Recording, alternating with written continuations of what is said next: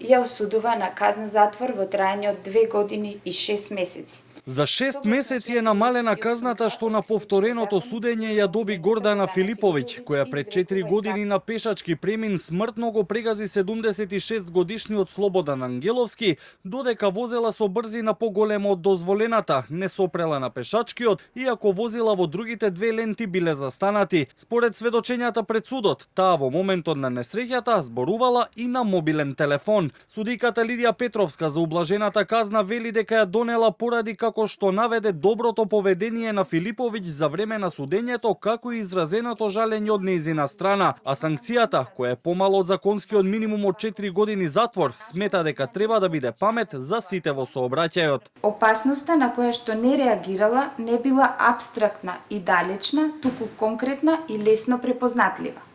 Запрените возила биле доволно јасен сигнал за секој учесник во сообраќајот дека на пешачкиот премин има пешак, па продолжување со движење без сопирање, како што се утврди од изведените докази, подразбира превземање на ризично дејствие, односно помирување со можноста за настапување на штетна последица. Семејството на Ангеловски пресудата е оцени како срамна и изрази максимална разочараност од судот во земјава. Право на жалба како оштетени немаат, но очекуваат дека обвинителството ќе го стори тоа.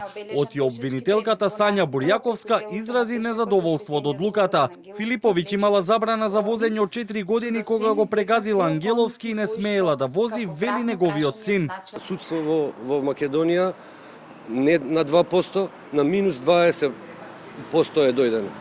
Многу шокантна пресуда, многу некоректна пресуда.